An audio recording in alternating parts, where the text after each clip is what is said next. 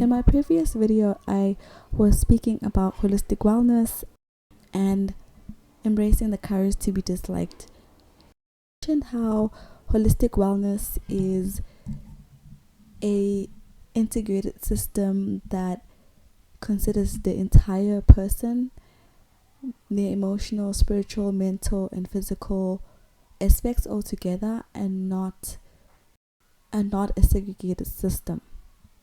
In my first video, I spoke about entity attachments and the spiritual new age movement or community, and how people who are susceptible to being manipulated, abused, people who are seeking something outside of themselves, people who are not self-aware or have a limited understanding of themselves and are spiritual bypassing and trying to find external things to fill a void. Today, I am talking about values and trying to show you how spiritual and psychological plus mental go together. I'm going to be sharing a few indicators of people who have a strong lack of boundaries and how those are very similar to people who are entity possessed or who have entity attachments or who have been attached by entities or are used by darker energies. If you want to work out which came first, the chicken or the egg, I don't know, but let's get into it. Good evening, everyone, or good morning, good afternoon, wherever you are in the world. Welcome to another Spiritual Gangster segment. I welcome you to this moment of reflection. Today, I want to share with you some thoughts on values, self-concept, and the importance of living a life that's true to who you are. I was reflecting on how values are meant to challenge us.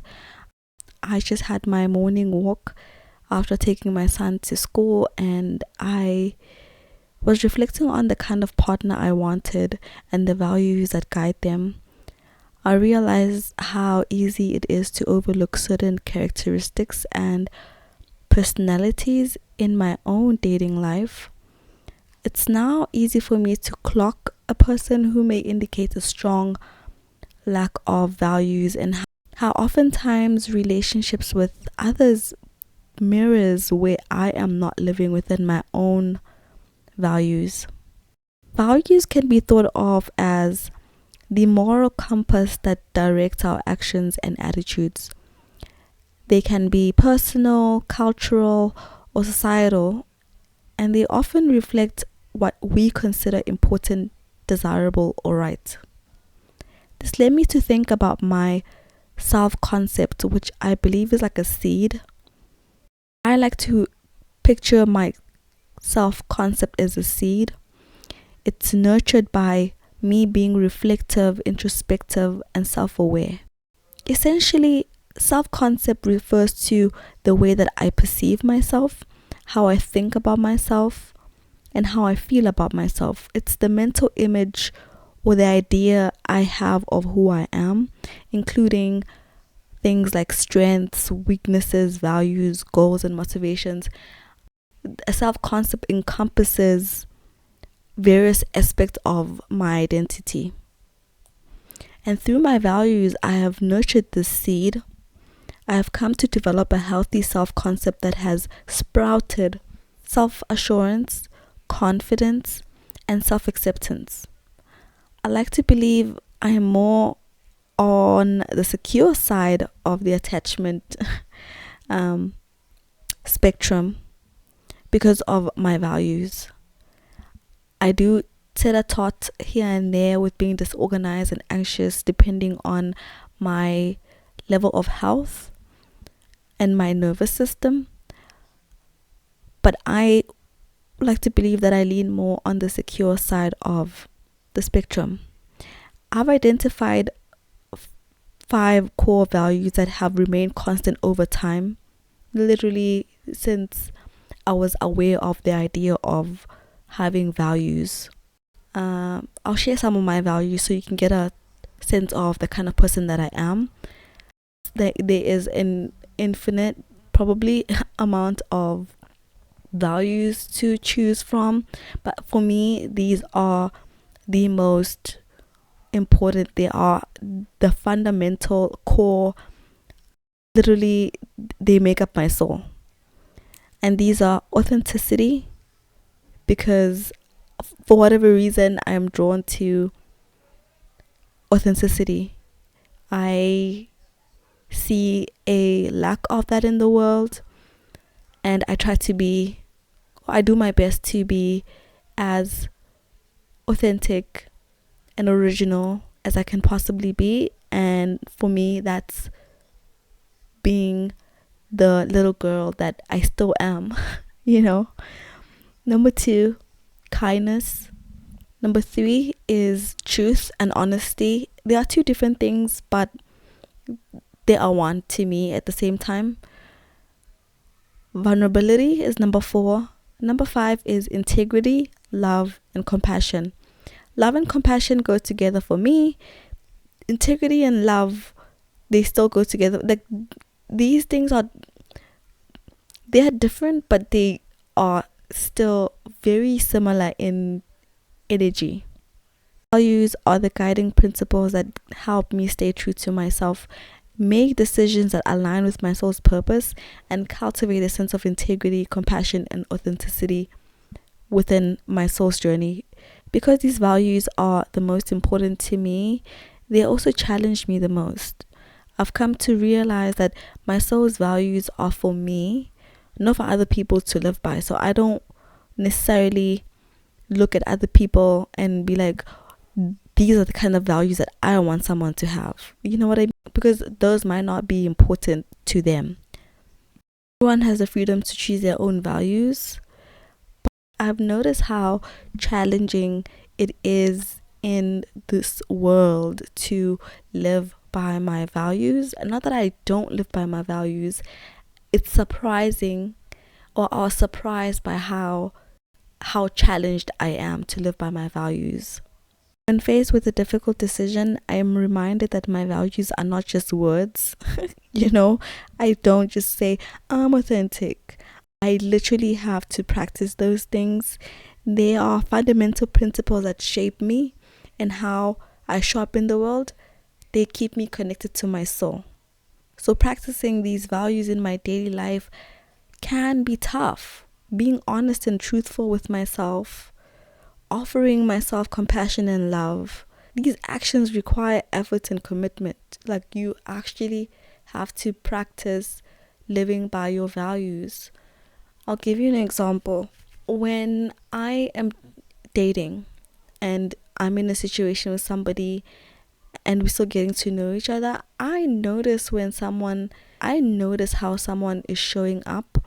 So observe how I am choosing to show up with that person. And sometimes it's easier to live by my values with certain people versus others. I don't know what it is. It could be my own ego and I guess ulterior motives maybe that I have subconsciously that would make me to live outside of my values, or not to be strong in my values, like being honest and authentic, because maybe I want to be liked by this person, or for whatever reason I would maybe not be authentic with my feelings. I might not be authentic with how I'm showing up because I don't want them to judge me. When I sense that somebody has a lack of strong values, I then decide to show up in a way that's not integral. When there's a conflict, they become defensive and they project, and that makes me decide to not be honest and truthful about my experience and shut off because I'm scared. I've learned that values are not hardwired or automatic. They're not something that you're just born with. They are life principles that need to be practiced and nurtured. Like, you choose your values. They're meant to stretch us, to help us grow, and to expand us on our soul's journey. And that's why they can be very challenging, especially if you are serious about being in alignment with your highest truth and purpose. So I observe people, and when people who have a strong lack of values, one, I am very careful with them. Two, I straight up just choose to stay away from them simply to protect myself. Everyone has flaws and everyone makes mistakes. I am in that boat. However, if I notice a constant pattern of behavior that disregards values and principles, it may indicate a lack of strong values. People who lack strong values are dangerous, in my opinion, in that they lack self-awareness, are oblivious to consequences of actions on others. They don't have a strong sense of identity or a healthy self-concept. Therefore, most of the time project their inadequacies and insecurities on others. They frequently act in ways that contradict their words or previous actions. They're very inconsistent in their behavior. They tell you one thing, give you promises and things of that nature, and then nothing.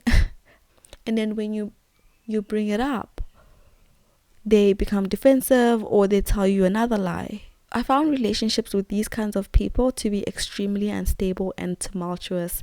They often don't realize that they have this core issue. They lack accountability. They blame others, make excuses, they deny responsibility for their actions.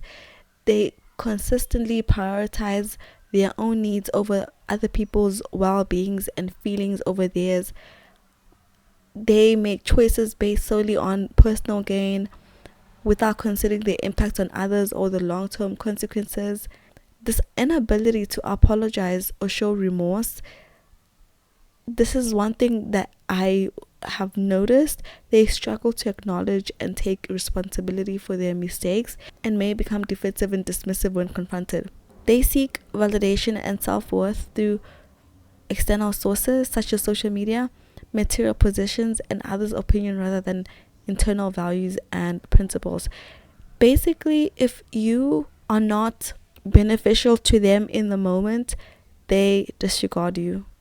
You're not important to them anymore, and they don't care, and they lack empathy and compassion. Oftentimes they demonstrate limited understanding and concern for others' needs.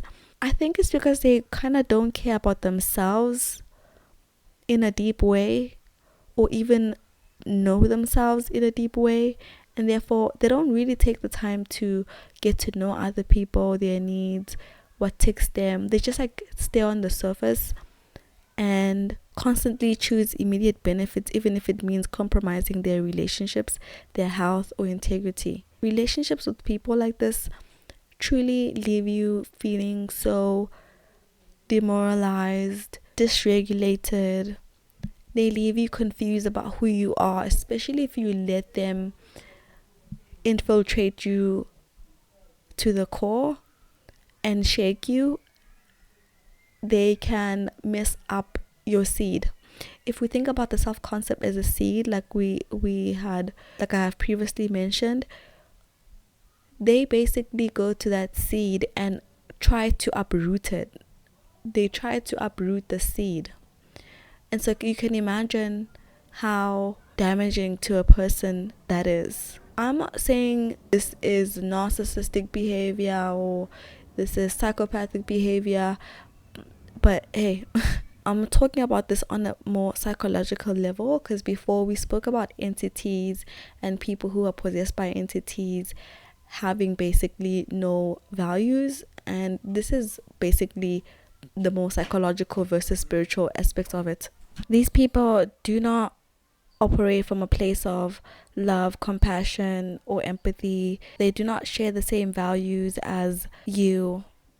Narcissists, sociopath, evil people who have different spirits attached to them, truly just possessed, are valueless people. Beyond a mental disorder, in a psychological sense, in a spiritual perspective, they are possessed. Their souls have been taken over by darkness. That's why they do inhumane things to people without remorse, because they are possessed by inhumane beings or spirits. So we have to be aware of these energies, and protect ourselves from their harm, because they are out there. How you protect yourself from these people is through your truth. Your truth is your power. Truth is currency. It is essential to acknowledge and validate within yourself. Don't rely on others to confirm your experience or emotions. You must trust your intuition. You must trust yourself. The truth is often distorted and manipulated. It is crucial to hold your own truth. Don't let others gaslight you into doubting your own perspective or sanity. The disillusionment you're experiencing is a sign that you're waking up to a reality of the world. It is a painful process, but it's also an opportunity for growth and transformation. So remember that your truth is valuable and it is essential to protect it. Do not let anyone or anything diminish your truth or make you feel like you're crazy for believing it. If someone has been evil towards you, if they gaslight you, if they abused you, if they really did an injustice on you and they try to twist it in some way to make it seem like you the one who's valueless, you the one who's evil and manipulative, just keep holding on to your truth, even when it's hard, especially when it's hard, because in the end your truth will always set you free. People who live their lives by gaslighting people into engulfing them in their experience or in their truth when they have abused other people, eventually that will crumble and they will have nothing to fall back on when their souls are darkened. I've had my share of valueless people, narcissistic people, people who have been possessed, people who are truly just possessed. I'm not even angry at the person, even at the spirit or the soul of the person. I know that fundamentally, as a spirit, as a soul, they're pure, but they have allowed darkness to infiltrate them. It's been a really hard journey since I was a little girl. So I took control of my sovereignty and I possessed myself with my own essence, with my own authenticity. It wasn't easy and it took every ounce of strength and resilience I had, but I knew that I had a choice, and I chose to rise above the darkness that tried to consume me, to see so many people who are struggling, who are being pulled down by the weight of their own darkness, number one, and then the darkness that is just floating about, that there is a way out. I am not quite sure when that person is fully operated by darkness, what happens. I really kind of don't know. I don't know if it's irreversible. But yeah, it's not always easy and it's not always straightforward. But I know that with courage and determination, with the willingness to take back control of our own lives, we can overcome the darkness. So to anyone who's struggling, possess yourself with your own essence and let your truth shine through you. You are stronger than you think and you are capable of overcoming anything that comes your way. Okay? In closing, I want to leave you with a quote that resonates deeply with me. It says, "You alone are enough. You have nothing to prove to anyone." End quote. May we all remember that our worth and our value come from within, and may we strive to live a life that reflects our deepest values and principles.